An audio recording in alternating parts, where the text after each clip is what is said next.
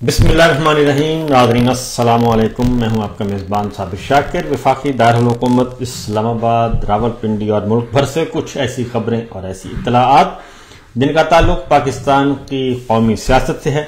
सूरत हाल ये है कि सिचुएशन इस वक्त चल रही है, पाकिस्तान पीपल्स पार्टी और मुस्लिम लीग नवाज पहले उनकी जरा खबर लेते हैं और मौलाना फजलुर रहमान साहब, क्योंकि ये बड़े पुराने इत्तेहादी हैं और इत्तेहादी हैं और इनका एक बाकायदा तौर पे एक एग्रीमेंट हुआ है पीपल्स पार्टी का, नून लीग का, मौलाना फजलुर रहमान साहब का, और इन सब का एक एग्रीमेंट हुआ है कि मिलजुल कर खाएंगे, मिलजुल कर जिएंगे और मिलजुल कर आगे बढ़ेंगे और एक दूसरे को बुरा भला भी कहते रहेंगे, अपोजिशन में भी जाएंगे, लेकिन हम एक दूसरे के खिलाफ कोई ऐसा काम नहीं करेंगे जिससे उसका चेहरा जो है वो खराब हो।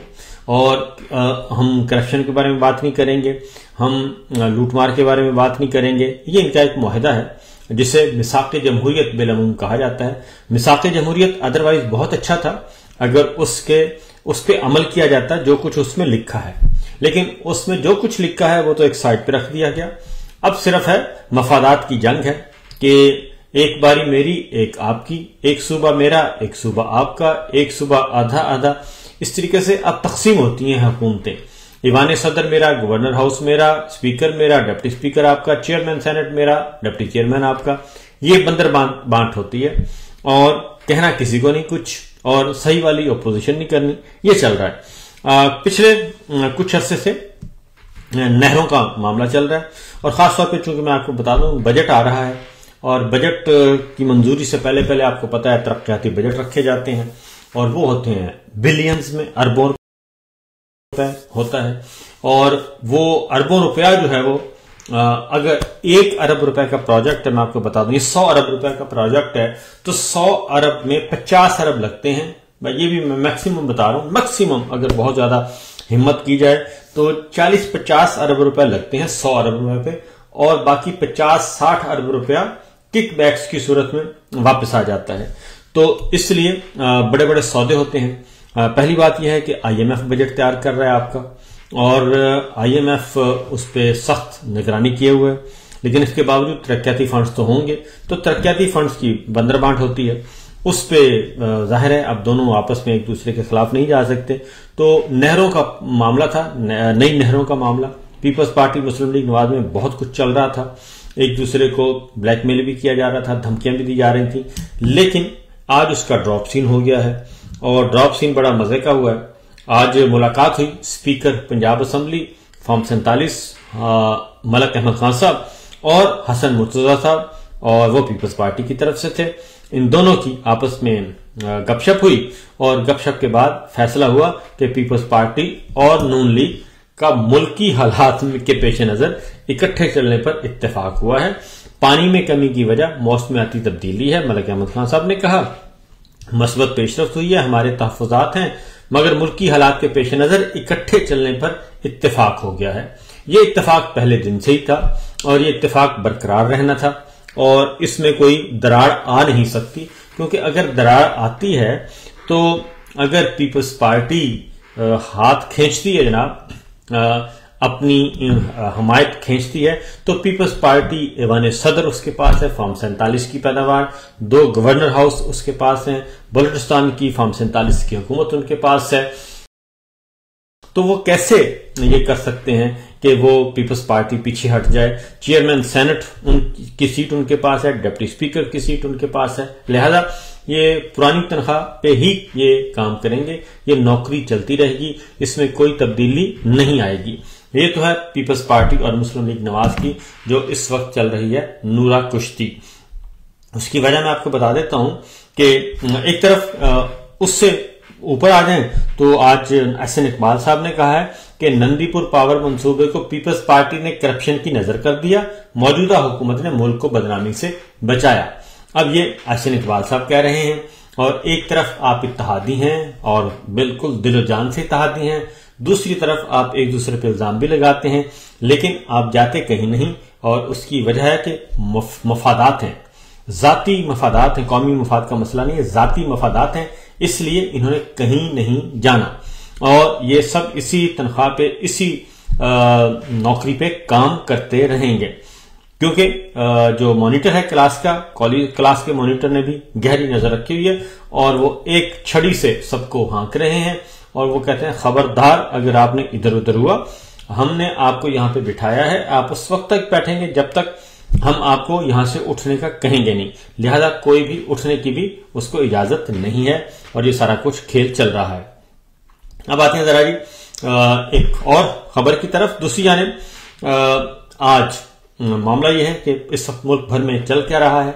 मुल्क भर में इसलिए मुल्क भर में चल रही है जी फिस्तायत अभी भी, और हमारे बादशाह सलामत बहुत सख्त नाराज हैं, गुस्से में है, परेशान है और डिप्रेस है सारी सिचुएशन से, क्योंकि मामला तो उनके कंट्रोल में नहीं आ रहे। दो चीजें उनके कंट्रोल में नहीं है, एक सोशल मीडिया और एक ओवरसीज पाकिस्तानी।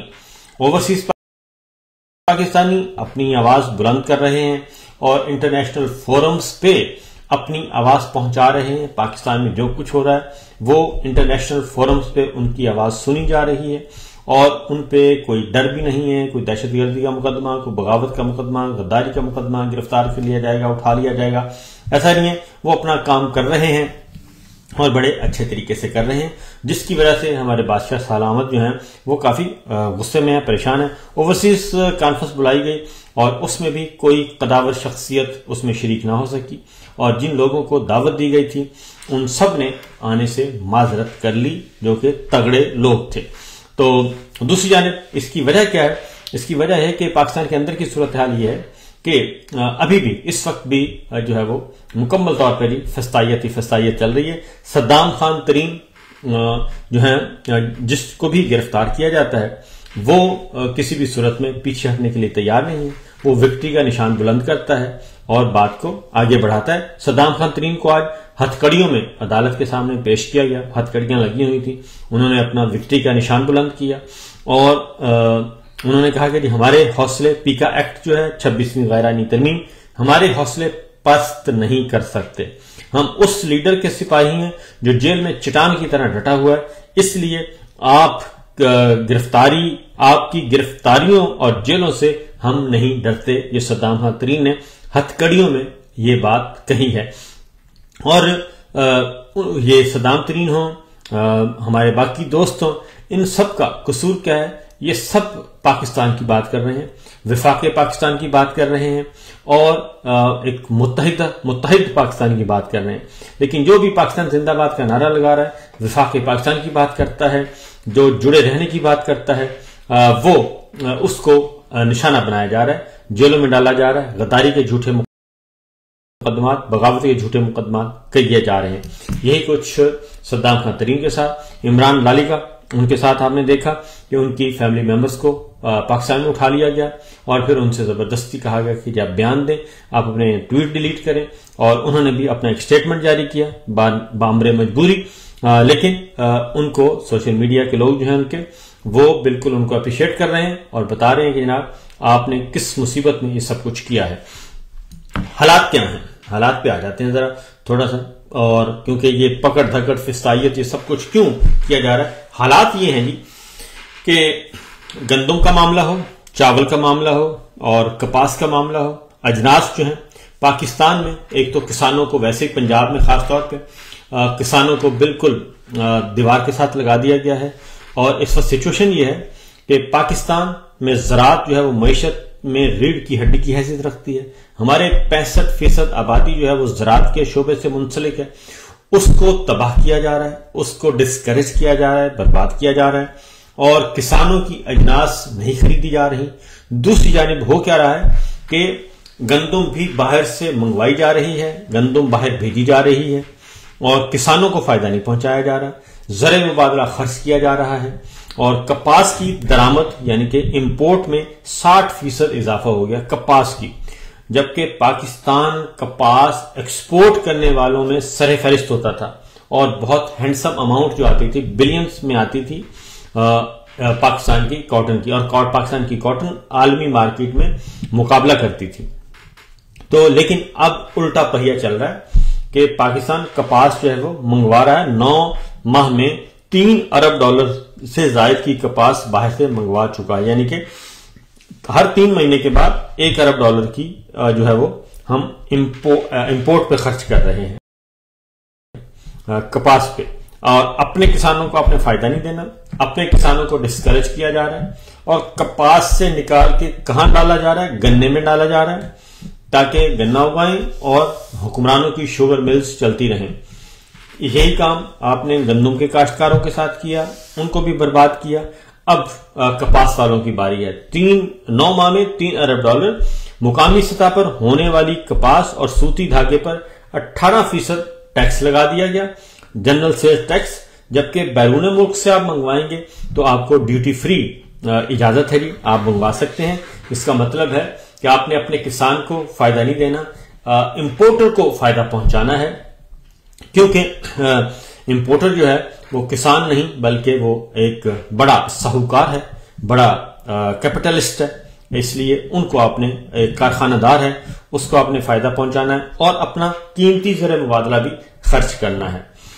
अब आते हैं इस सारी पॉलिसी पे जो इंडिपेंडेंट ओपिनियन रखने वाले हैं वो क्या कह रहे हैं, और खुद जो एस्टेब्लिशमेंट के हामी लोग थे वो क्या कह रहे हैं। मिफ्ता इस्माइल साहब तो तनकीद करते हैं, आपको मालूम है। तो अब दानियाल अजीज हैं और उन्होंने कहा कि चीफ साहब का कहना है कि पाकिस्तान तरक्की करेगा। सवाल सिर्फ ये है कि उन्होंने कहा कि हाउ क्विक एंड फास्ट, अब साउथ एशिया की एवरेज ग्रोथ 6.1% है साउथ एशिया की, और जबकि पाकिस्तान 2.5% ग्रोथ है, और ये भी 2.5% भी हमने अचीव नहीं की, बल्कि हम 1% से कुछ आगे हैं, इससे ज्यादा नहीं। और इमरान खान साहब ने जब छोड़ा था, उनका जब तख्ता उल्टा गया तो उस वक्त 6.2% थी, और साउथ एशिया की इस वक्त मजमूई तौर पे 6.1% है। तो वो कहते हैं कि SIFC, IMF, उड़ान, पाकिस्तान समेत 5 प्रोग्राम चल रहे हैं, लेकिन ग्रोथ 2.5 है और ये हदफ है हासिल नहीं हुआ।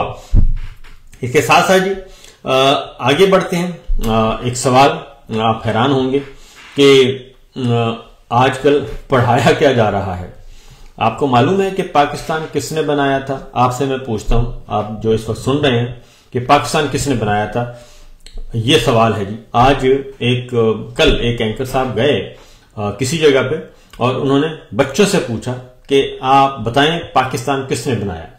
तो आप बताएंगे कि पाकिस्तान, अगर जो सही जवाब दे देगा उसको मैं यहां बैठे बैठे गिफ्ट दूंगा।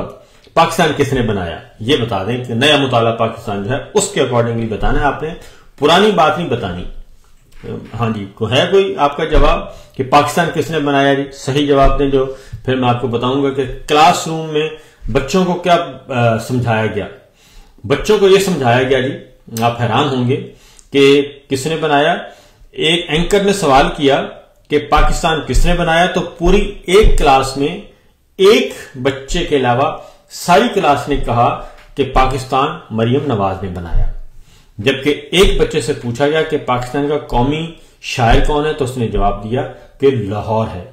तो ये बच्चों को पढ़ाया जा रहा है, ये बच्चों को सिखाया जा रहा है कि आपके पास कोई आए तो आपने ये कहना है कि पाकिस्तान मरियम नवाज ने बनाया। तो जनाब ये सिचुएशन है, ये सूरत हाल है, ये चल रही है। अब आप फैसला खुद करें कि हम किस तरफ जा रहे हैं और हमें किस तरफ धकेला जा रहा है। तो क्या ये प्रोग्राम चलेगा? तो ये प्रोग्राम चलने वाला नहीं है जी, बकौल शेर अफजल मरवत के कि ये प्रोग्राम बढ़ चुका है और इसने नहीं चलना। और जितनी जल्दी हो सके, जितना जल्दी हो सके आप इस प्रोग्राम को तब्दील कर लें, वरना पाकिस्तान के अवाम तो हैं ही, और जब अवाम निकलते हैं, क्योंकि इस वक्त अवाम है नक्को नक और अवाम का मसला बहुत ज्यादा मुश्किलात के शिकार है अवाम, इसमें कोई दो राय नहीं है। ना आपका किसान खुश है, ना आपका दुकानदार खुश है, ना आपका मजदूर खुश है, क्योंकि हर चीज बंद पड़ी है। और जो एक सबसे बड़ा होता है जी एक्टिविटी जिससे इकोनॉमी ग्रोथ करती है, वो है कि आपका कंस्ट्रक्शन का बिजनेस, कंस्ट्रक्शन का जो इंडस्ट्री है वो एक्टिव हो जाए, रियल एस्टेट की तरफ, घर बने, प्लाजे बने, इमारतें बने, बिल्डिंग्स बने। और एक बिल्डिंग अगर बनती है तो उसके साथ जुड़ी हुई 40 इंडस्ट्रीज जो हैं वो चलना शुरू हो जाती हैं, क्योंकि एक घर बनता है, एक प्लाजा बनता है, तो इसमें सीमेंट भी चाहिए, बजरी भी चाहिए, सरिया भी चाहिए, पाइप भी चाहिए, बिजली का भी तारे भी चाहिए, हर चीज चाहिए, बल्ब चाहिए, लाइट्स चाहिए, रंग रोगन चाहिए, पेंट चाहिए और इसी तरीके से शीशा चाहिए। तो सारी इंडस्ट्री जो है वो चलना शुरू हो जाती है। लेकिन हमारे यहाँ काफी अरसे से इसको बंद किया हुआ है और जो बड़े बड़े रियल एस्टेट के थे काम करने वाले, उनको हमने लगा दिया है कि आप इमरान खान के खिलाफ गवाही देंगे तो हम आपको काम करने देंगे, वरना नहीं। और वो दुबई शिफ्ट हो चुके हैं, दुनिया के दीगर ममालिक में जा चुके हैं। तो फिल वक्त इतना ही थी, बाकी खबरें इंशाल्लाह अगले व्लॉग में कल मिलेंगे। इजाजत दीजिए, अल्लाह हाफिज।